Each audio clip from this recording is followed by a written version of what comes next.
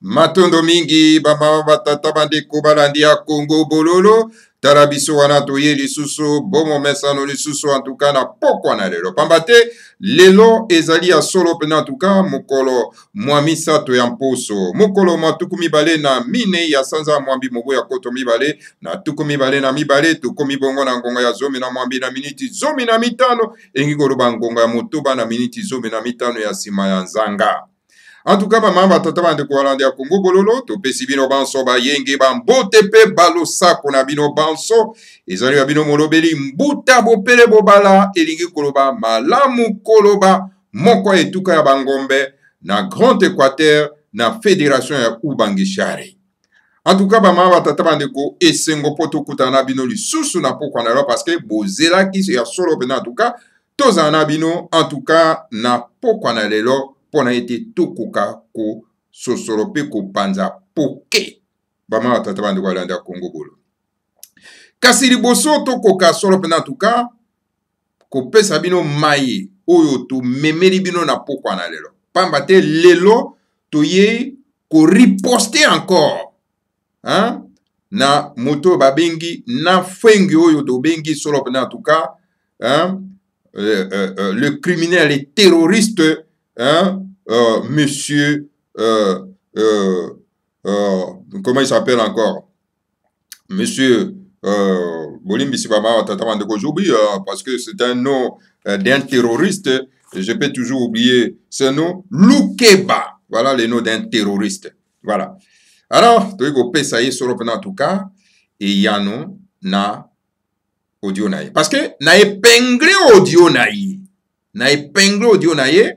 Ou ya salu récemment encore, bama tatabandeko, ou à lobby sous ba insanité, en tout cas, à l'égard, n'est-ce pas, du grand maître de Mandasemi, à l'égard, n'est-ce pas, ya Lubondo. Alors, donc, bisoba combattant de la liberté, to épingler audio nae pour na été, to kokasolo en tout cas, ko riposter, ko pesa et yano approprié, en tout cas, na pourquoi na l'heure.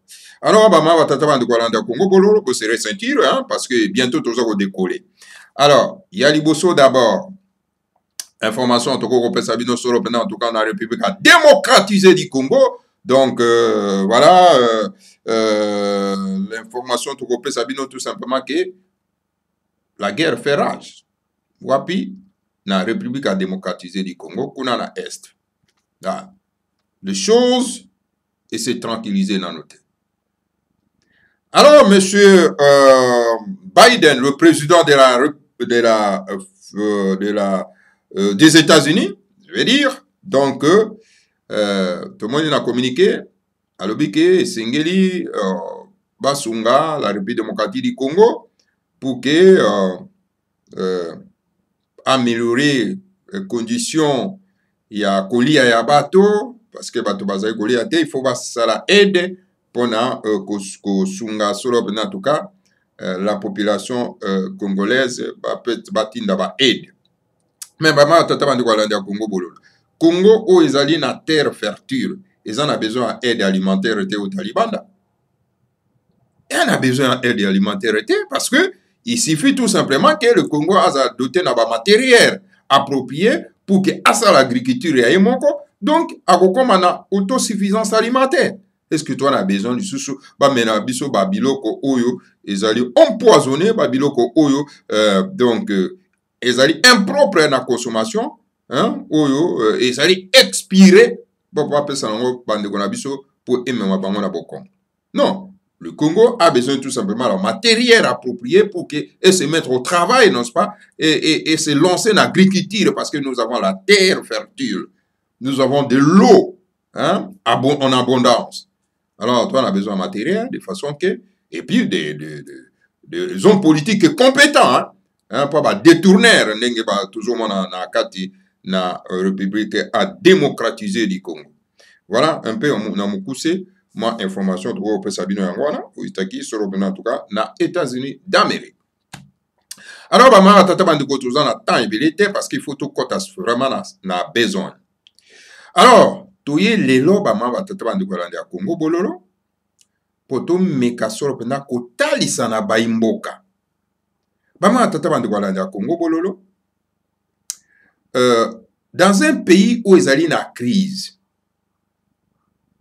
Les plus importants, c'est-à-dire que Bato et Sengeli Mazoua, un homme politique visionnaire, un homme politique teinté de la spiritualité, pour que apprendre les choses en main, de façon que Mboka et Koka solo penda ko décoller. Alors, ceux qui ont un homme politique visionnaire, vous avez un homme politique où azali teinté de la spiritualité. Et quand je parle de la spiritualité, on fait allusion à la spiritualité négro-africaine, pas la spiritualité coloniale, s'il vous plaît. Parce que cette spiritualité coloniale, regardez, et nous avons, nous, la chance d'en avoir un qui s'appelle le grand maître de Mandansé. Yango ba français ba lobiki, pour développer un pays, il faut d'abord l'enseignement. L'enseignement précède le développement. Et le grand maître de Mandassemi a tout donné comme enseignement. Vous trouverez les enseignements donnés par le grand maître de Mandassemi, et en a beaucoup, etc., où ils permettent que Baimbo Kabasono procurer pour que balata bagage wana, balata enseignement wana, de façon que en tout cas qu'on mette en pratique pour que on développer Bokanaba. Et un homme comme ça, c'est un homme à respecter, s'il vous plaît. Le grand maître de Mandassemi a mis en place, vous voyez très bien. Donc, l'Ingombo Tobengi Bundu dia Congo. Nakatia Bundu dia Congo, il enseigne la spiritualité négro-africaine, s'il vous plaît. Pendant que Tolara qui pongi na christianisme colonial, hein, pendant que Tolara qui pongi na Bible coloniale, où il comme si biso, ba moribon, ndenge to komi le roba ma tata bandeko, tozana mboko etondi kita, mais tozali incapable, n'est-ce pas, il y a que travailler pour que toi améliorer les conditions de vie à notre peuple et conditions de vie à biso pote to ko développer. Et le grand maître de Mandassemi a mis cette université qu'on appelle Bundu dia Congo pour que bato baya ko apprendre, n'est-ce pas, la matière grise. Ou ko permettre bango pour na été ba ko son accaparé pour que ba se mettre au travail. Le grand maître de Mandasemi donc a écrit un livre saint pendant que biso tozalaki aliéné, to s'aliéné na mokanda ba payo to bengi soro benda Biblia. Boyebi yango très bien. Le grand maître de Mandasemi a fait la fierté de l'homme noir, a fait la fierté de Bana Kachopa, a fait la fierté ya Bana ya Kimvuka ya Timanzi. Voilà, avec ça, que ces grands hommes méritent du grand respect. Mais alors, bama batata bande kolanda Congo bololo, tokoki kotika jamais ba individu ba kafar. Lokola ba terroriste lokeba, ba vilipender le grand maître de Mandasem, ba vilipender donc son épouse était. Le grand maître de Mandasem a écrit un Congo dieto oyo alobaki ke esengeli na biso tokoka kotosa sa femme. Soki botosi mwasi na ye, cela veut dire que botosi ye moko. Soki bo manquer du respect, bo manquer mwasi na ye du respect, cela veut dire que bo manquer respect na le grand maître de Mandasemi. Mais le grand maître de Mandasemi mérite ce respect compte tenu na ba biloko na renimire bino awa. Il a écrit le livre saint, le livre sacré de la race noire, et pas wapi aucun prophète sur cette planète Terre à Saliam. Tous les prophètes obéis sur cette planète Terre, mais lui a écrit, il est le premier tout moi à écrire les livres sacrés d'un peuple. Ce grand homme mérite du respect.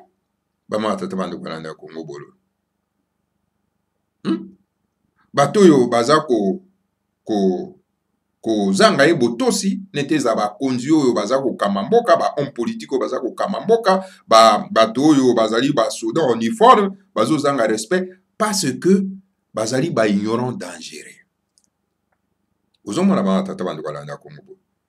Et les grands maîtres de Mandasemi méritent ce respect là na kotala ka nyoso ya sali na connaissance ya pesi ba imboka. Esengeli à quoi vous en avez respect. Et toutes les personnes qui s'hazarder pour manquer du respect, qu'on manquer du respect à son épouse, c'est-à-dire manquer du respect à son épouse, c'est-à-dire manquer du respect envers lui-même.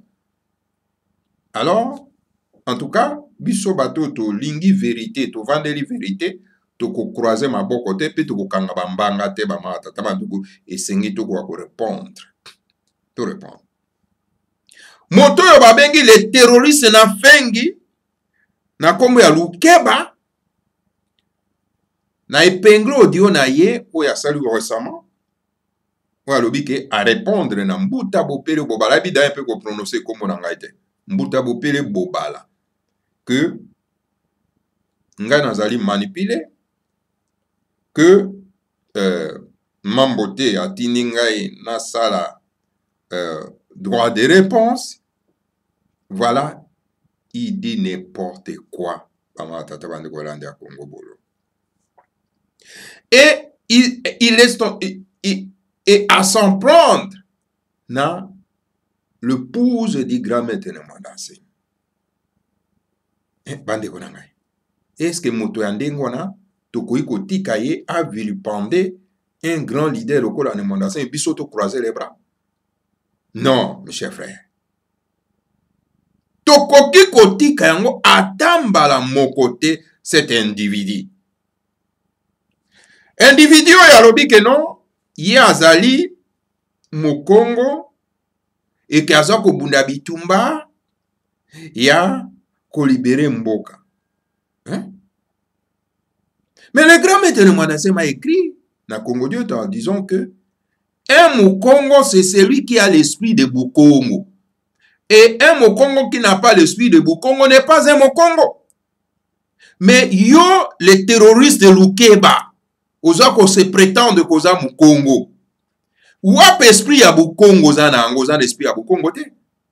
Un Mukongo qui a l'esprit de Bukongo ne peut pas se permettre yako vilipender la femme d'autrui. Oza un esprit à Bukongo te parce que cela veut dire que oza Mukongo te. Vous comprenez? La femme d'autrui mérite du respect. Et surtout encore, la femme d'un grand leader. Le quoi, les grands maîtres de mandat, c'est mis. Mais nous, étant que les défenseurs et Yabamama, tu peux qu'on permette que moto yazo ko mera bombe na ye, moto oyo ameli bangi na ye, à se permettre à quelle joie yakoya ko insulter la femme d'autrui. Et surtout encore, la femme d'un grand leader, comme le grand maître de Mandassé. Tokoki ko tolérer yango te. Bama tata bande ko balandi ya Congo bolo. Tokoki ko tolérer yango te. Alobe aza ko bunda bitumba nini azali ko bunda. Bitumba nini oyo na fwengi oyo se terroriste Lukeba aza ko bunda. Bitumba nini. Ya ko kenda koloba na télévision, ya Dosta TV pour na ko vilipender la femme d'autrui, la femme du grand leader ne Mandassemi, nde bitumba za ko bunda yango. Bitumba za ko bunda nde ya ko zanga botosi epai ya un grand leader loko ne Mandassemi, nde bitumba za ko bunda wana. Mais soko moni ke ozali léger ba bengani yo na kati na lingomba, mais kenda ko sala ya yo lokola les autres basali yango. Poni oke ko sala o ya yo ti. Sala o ya yo. Alors comme ça, on bunda bitumba. Bitumba ngo ko bunda ya koloba na nini na télévision à Dosta TV. Nde ya mwana bitumba lobi bitumba za ko cible na onde les grands maîtres de Mandassemi. Obeti libanda. Monsieur le terroriste Lukeba. Obeti libanda. Ouais.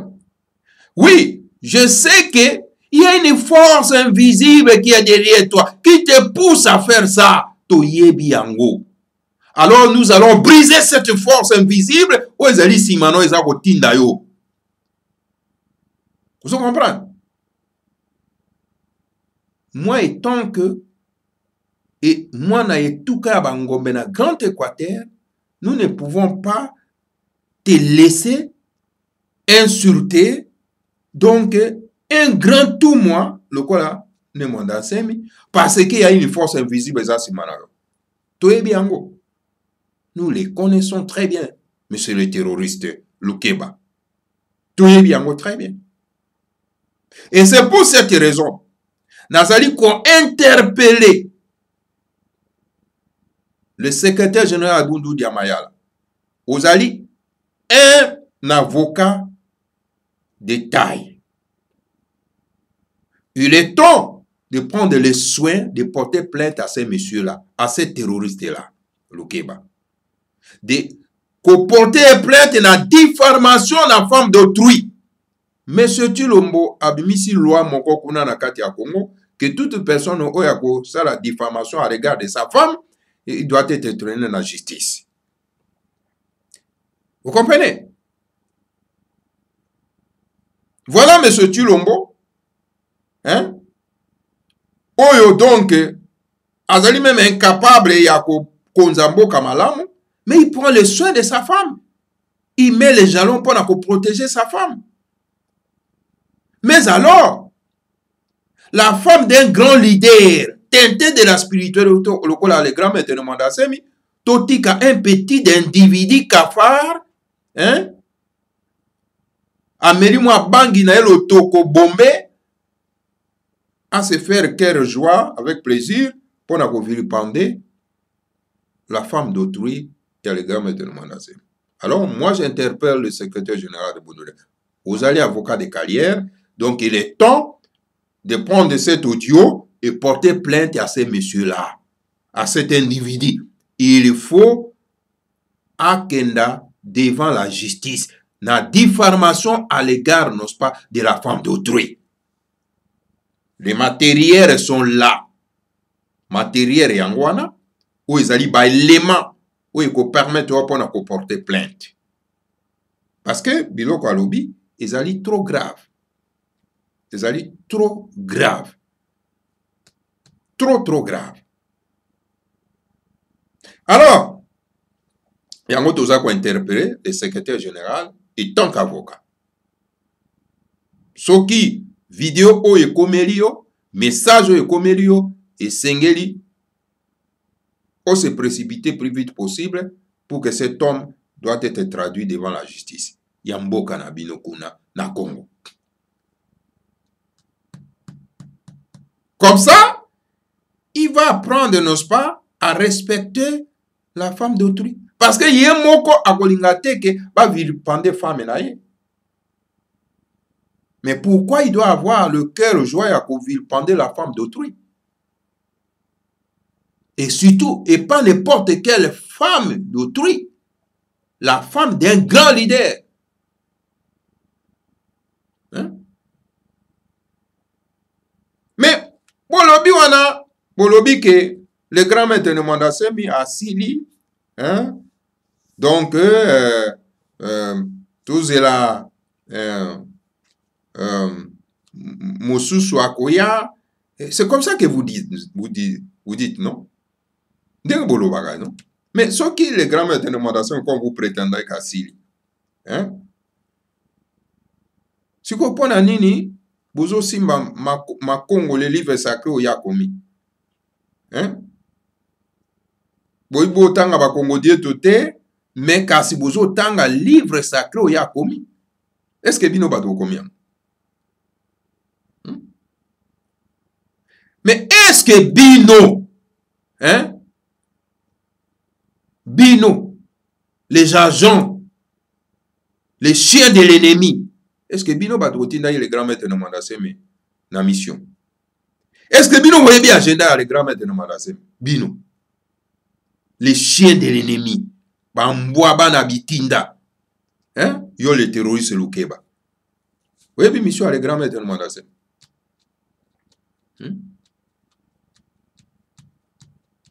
Il vous a donné tout ce qui est nécessaire pour se défendre, pour se battre. Qu'est-ce que vous voulez encore?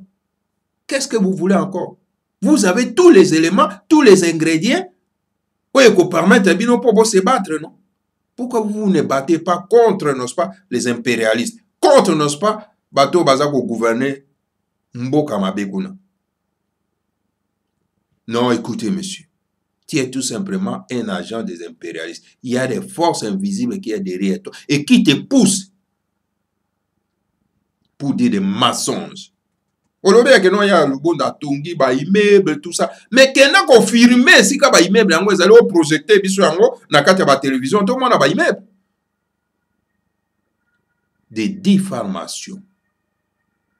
Tu dois être traduit dans la justice. C'est pour ça que toujours senga dans le secrétaire général, Yaboun Diamayara et tant qu'avocat, Asara Moussalawan. Tous les éléments sont réunis. Mes chers frères, chers sœurs, un leader a droit à protection.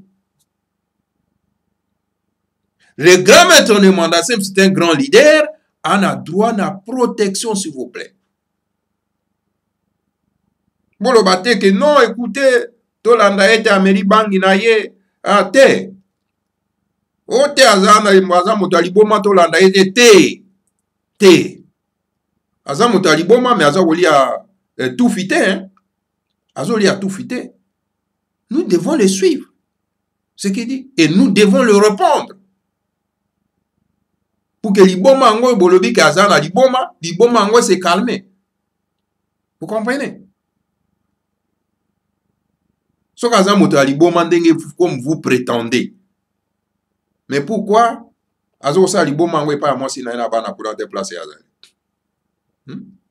non, qui wana lobi que non, Monsieur Bopele Bobala, c'est un idiot, etc. Hein? D'ailleurs, aux Amukolo, Kokime Kobotangai, oui, effectivement, je peux te mettre au monde, bien sûr. Mais heureusement que je ne peux pas mettre au monde un enfant idiot comme toi. Heureusement que je ne peux pas mettre au monde un enfant impoli comme toi.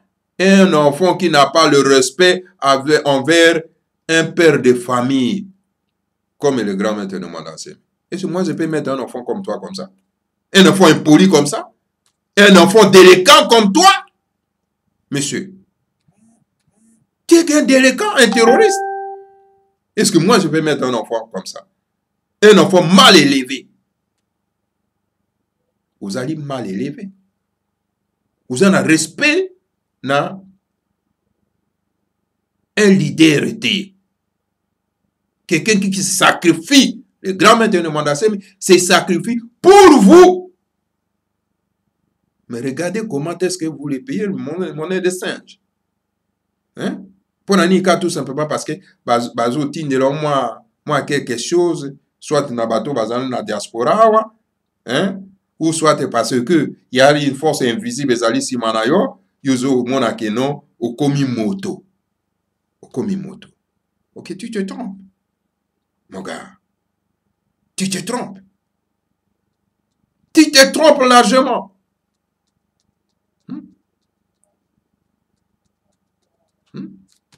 Donc, yo, au lieu, on se met au travail, na connaissance au les grands maîtres de Mandassem, a pesi na bataillon surtout, au balingi ke mboka kwa ko se libérer, yo zo ande connaissance wana, au tourner en contre les grands maîtres de Mandassem.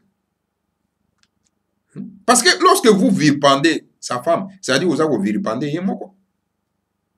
Lorsque vous dites des bêtises à l'égard de sa femme, vous avez des bêtises ou pas yemoko. Hein? Et soni wana, ils ont lata biso ba oyo, tozako soutenir les grands maîtres de Mandassem dans mon sala makasi ou na bitumba makasi azako bun. Est-ce que yo koki ko bunda bitumba ou les grands maîtres de Mandassem azo bun? Yo, ces petits gamins. Oko bunda bitumba wana. Hein? Abi on a azo courir risque. Risque nini yo zo courir na kati ya Congo? Yo. Toi, individu, Nafeng Lukeba. Quel risque ozo courir na Congo? Yo. Hein? Ozo lia fufu no tranquillement, hein? Moi si nazo lambela yo tranquillement ozo liango et puis ozo courir risque. Risque à ni? Risque parce que ozo va s'en prendre dans les gamins de Mandassem. Hein? Au contraire, tu fais plaisir aux ennemis. Ozo man. Yangwana ba indice ezali bien ozo la kisakeno ozali mwana etinda ya bapaya. Vous comprenez? Oza mwana etinda ya bapaya. Et d'ailleurs, les seigneurs bande beaucoup comprendre que il y a des forces qui s'opposent ici. Au moins les groupes oyo, ezali groupe ya bato oyo bakanisa ki que les grands maîtres de Mandassem ya kokufa pour que bango bazwa place. Lokola les grands maîtres de Mandassem bamoni ke azo kufa te, alors donc bakomi na kanda. Il s'énerve. Bakomi lokola babeli maboma. Monsieur Nafongi oto bengi Lukeba, les terroristes Lukeba. Yango mone babeli liboma. Ozoma ba perdre contrôle. Ba kakili na bango donc kotimai. Et alors donc baso qu'on entraîner ba petit esprit nakati ya zale na bango. Mes chers frères, restez fermes. Restez fermes. Je vous exhorte de rester fermes. Kubokuya na mutambo oyo ba terroriste oyo lokola ba Lukeba te. Faites attention. Combien de fois il voulait assez que ngai ba traîner ngai na kati ya buzo bawana na opposition ridicule na bango wana. Combien de fois? Ils n'ont pas réussi. Parce qu'ils ne me connaissent pas. Boyebi mutabopele bobalate. Moi, on m'entraîne pas dans des aventures. Il y a mauvais goûter. Quand vous traînez dans le kuta, na mensonge était. Le kuta. Moi, je n'aime pas les menteurs. Alors, bakomi raze, bakomi lokola mbwa kati singa, bakomi lokola bambwa babeli maboma. Vous voyez ça?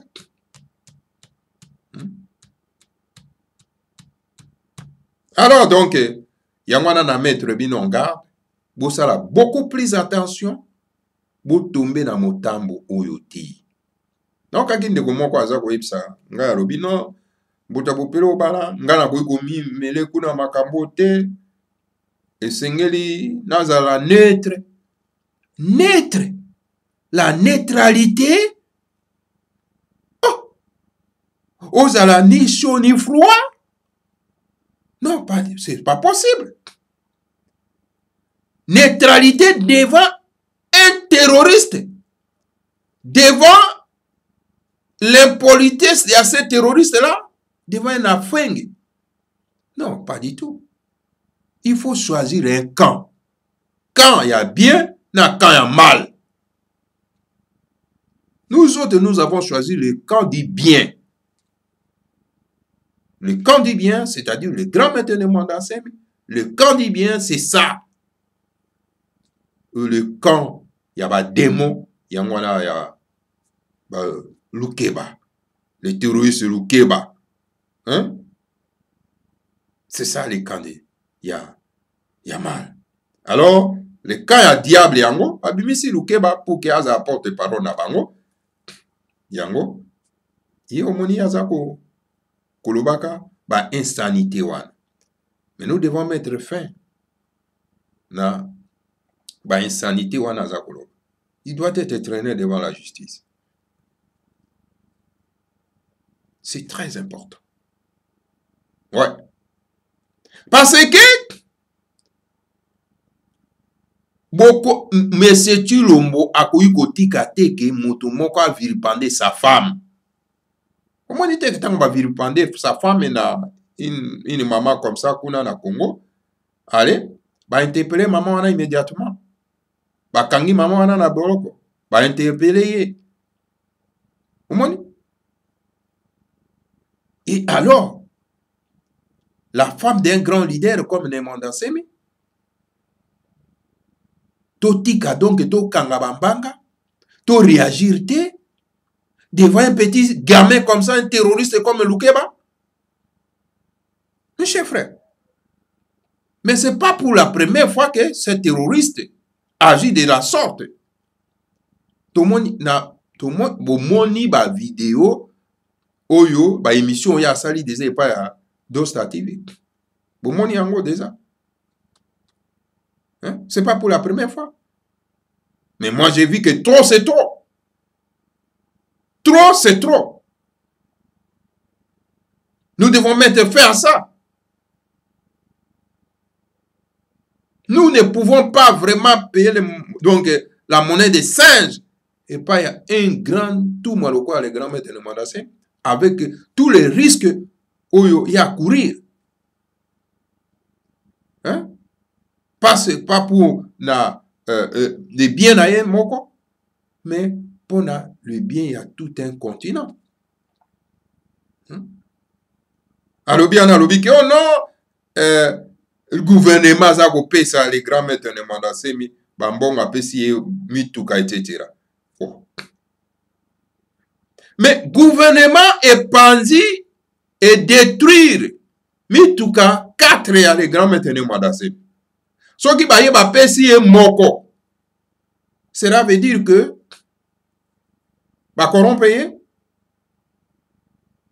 4 mituka détruites et que bah na 4 mituka va payer kaka moko.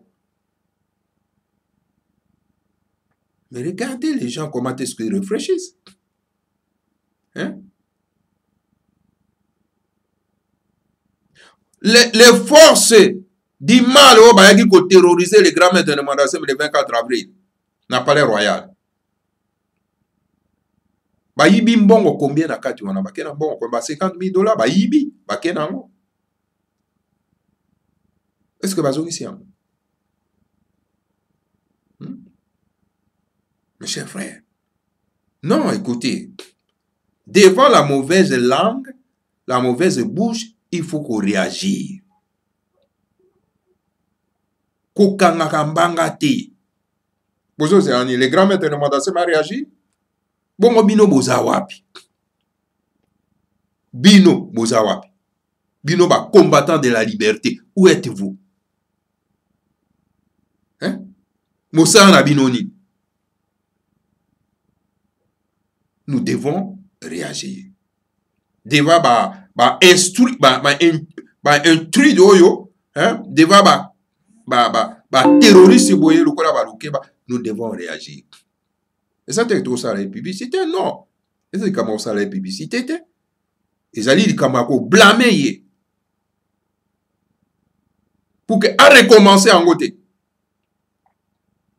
Pour toyebi ke bazo koka ko atteindre les grands maîtres de Mandasemi te parce que sa femme aza ko empêcher pona ke ba ko atteindre. C'est ça. Ce sont des démons. Hein? Des démons. Le coup là baza ba démon. Alors ils cherchent comment est-ce qu'ils peuvent, n'est-ce pas, mettre fin à la carrière du grand maître de Mandasemi. Le coup là sa femme, il y a le bondo, empêche à quoi atteindre ye. Alors donc a commis cible na ye. Mon bondo qui yangwa. A commis cible na. Nous devons parler. Nous avons pensé que nous avons poto loba. Nous avons lobi que na invité ye na Congo Bololo. C'est comme si akoya na Congo Bololo. C'est comme si akoya. Hein? Tu vas fuir. Il va fuir Congo Bololo. On dit combien va qui maga? Il va fuir ici. Na invité à s'affronter na bamakesa hein awa na kati na Congo Bolo soki bako mona ndenge nini ako écraser bango yo écraser moto lokola nete dika ko écraser moto lokola n'est pas cassé de ko écraser yo un petit gamin yo kokoka bango deux personnes quand on a cité wa nete dika et puis n'est pas cassé là. Deux personnes quand on a cité yo kokoka bango pendant que tu n'as aucune connaissance. Hein? C'est ça. Bukongo oyo tangi yango wana. Yako koma impoli. Yako koma démon. Yako koma terroriste. C'est ça le Bukongo oyo tangi yango wana. Ce que moni que les grands maîtres de Mandasemi a satisfaire binoté. Boké bo créer lo qu'on a binoté. Boké bo créer lo qu'on a binoté. Boutique est tranquille. Il continue son chemin. Hein? Il y en a beaucoup qui attendent de lui. Nous attendons de lui.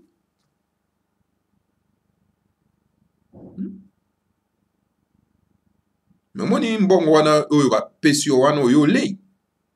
Ah, ogo risque au sanza ya. Ogo risque au sanza. Ogo sanza yango. Mbongo yaba démon. Ah. Yeba yango ke koli ana diabolo. Ni kanyamoko il faut en ali kanyamola ye. Ah oui.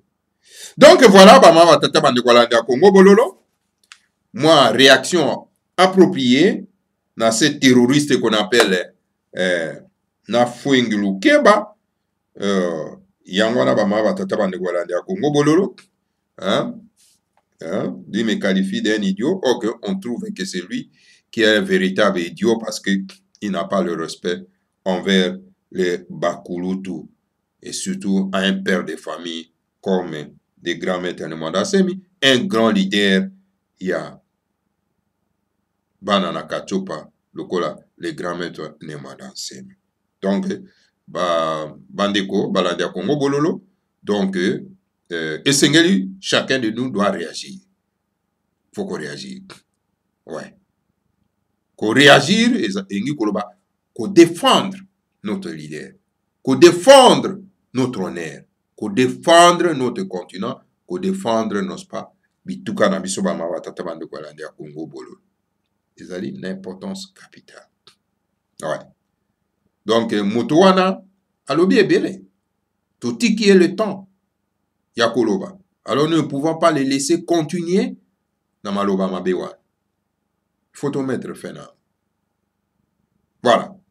Matono mingi na binobaso. Donc voilà. Ngai na yaki pona interpeller donc le secrétaire général pona été parce que yazali avocat akoka ko porter plainte. Vraiment tous les ingrédients sont réunis pour que cet homme-là doit être traduit en justice. Matono mingi. Vraiment na binobaso ou bolandi biso na édition spéciale Congo Bololo, il y a pourquoi dans les lots.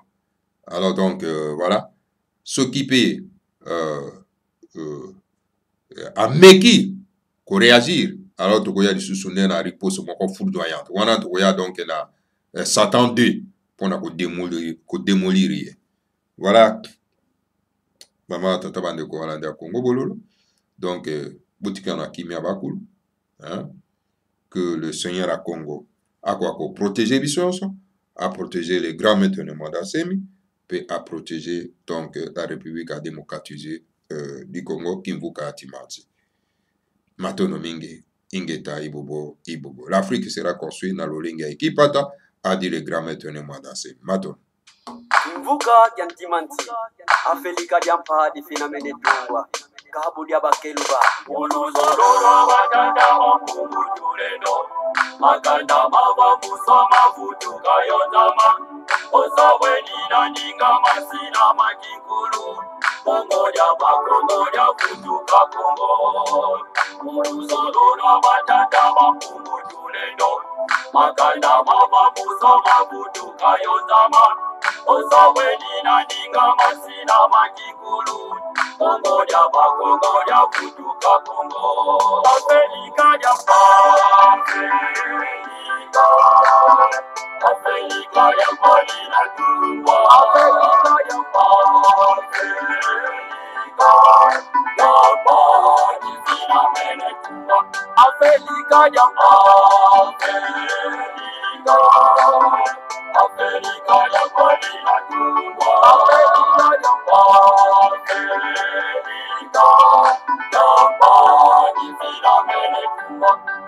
Efia mbita ketima na kukongo Ipanza kya Kongo yekibuka kya timanzi Efia mbita ketima na kukongo Kongo ya bakongo ya futuka Kongo Efia mbita ketima na kukongo Ipanza kya Kongo yekibuka kya timanzi Efia mbita ketima na kukongo Kongo ya bakongo ya futuka Kongo Afrika ya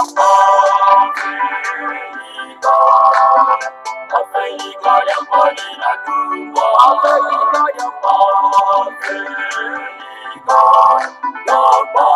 Dizina Mene Tumba Afrika ya Afrika ya Malina Tumba Afrika ya Dizina Mene Tumba Zakuza kuna tatuza sosina katulwa Uluzololwa batata mapungu tuleno Sikumi azone za kwanza zinatungwa Yevuka na ukivuka jantimati Zakuza kuna tatuza sosina katulwa Uluzololwa batata mapungu tuleno Sikumi azone za kwanza zinatungwa Yevuka na ukivuka jantimati Afrika ya Afrika ya Malina Tumba Afrika ya Dizina Mene Tumba Afrika ya Afrika ya Malina Tumba Afrika ya Dizina Mene Tumba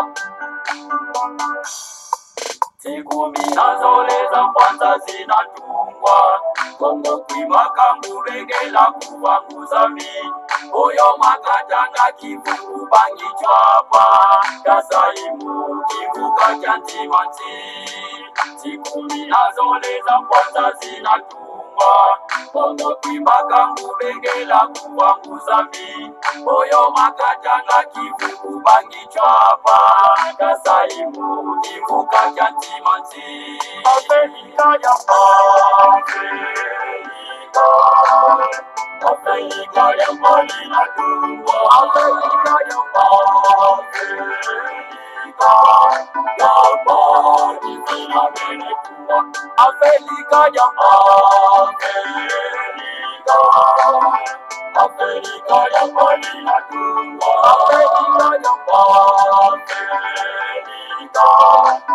mbali vina vene tumbo